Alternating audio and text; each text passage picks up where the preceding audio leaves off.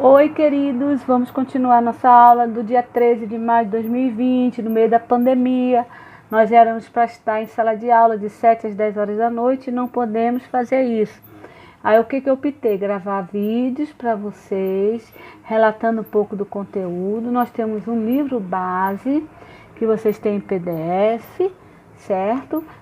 Resposta dos questionários seria um estudo dirigido. Então, embora hoje eu não vá ocupar, né, todo o horário, mas é bom você assistir os vídeos. Qualquer falha me fale, eu estou sempre atenta ao WhatsApp. E esse capítulo é o capítulo 8 dessa última parte dessa aula de hoje. Capítulo 8, ele traz a educação cristã e o currículo. E aí a gente precisa diferenciar a educação secular na faculdade, do colégio, educação cristã, que é da igreja. Mesmo meus filhos estudando em escolas seculares, lógico, mas eu me preocupei em passar uma educação cristã. Então, a educação cristã para mim é a igreja, a escola, é a família, certo? O currículo é algo que a gente debate muito. Por exemplo, aqui no Brasil, eu sou professora de biologia e ciências, pouquíssimas vezes, eu peguei algum livro trazendo no currículo a questão do criacionismo. Como eu sou cristã, né, então aí eu pedi ao meu aluno para introduzir isso e introduziria para eles estudarem e ler. Então, o currículo é o que o Cláudio Novo fala assim, é uma palavra procedente do latim. A palavra currículo significa literalmente correr, né, atalho, corte, né, aí ele fala assim, é como descrever uma trajetória de um aluno durante a sua formação escolar. Então, o currículo do Seminário Teológico Harlan Graham consta com hermenêutica, homilética, são as disciplinas que são trajetórias que vocês estão traçando. Isso é currículo, né? O currículo também pode ser definido como a soma total dos resultados da aprendizagem planejada e alcançada por uma instituição de ensino. Ele leva muito para a instituição de ensino. Eu fiz um curso muito bom na época do Bereano, Educação por Princípios. Inclusive eu procurei, não achei para mostrar para vocês, um livro que traz biologia, química, física, história e com versículos bíblicos. Mas, queridos, isso é quase impossível nas outras escolas, né? No Marista, que eu dei aula há 15 anos, no Auxiliador, eu não pude exercitar todo um currículo cristão. Eles tinham lá um currículo deles, né, da Igreja Católica, tudo. Bereano a gente já pôde mais, teve liberdade de exercitar esse currículo, né? Então esse currículo, eu peço a vocês para tentar mais, o nosso campo de atuação é a igreja.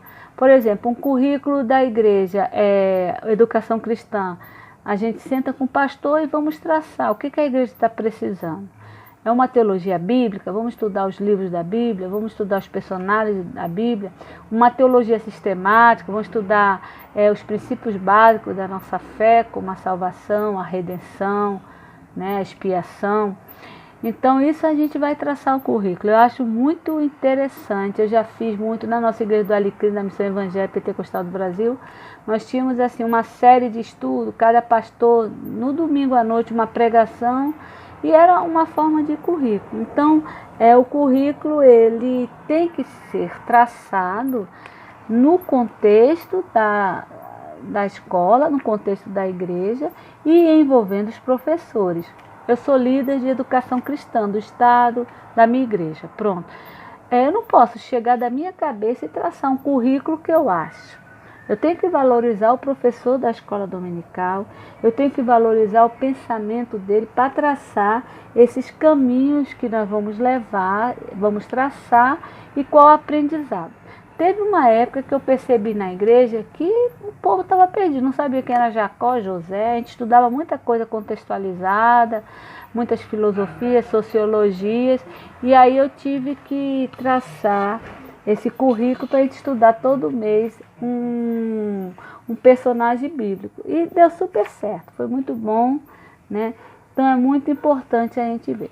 Aí ele fala assim, na página 126, sobre a filosofia do currículo, né? E ele, mais uma vez, ele leva muito para o secular. Lógico que eu, como professora, minha educação vai ser cristã, dentro da biologia. Eu, como coordenadora, né?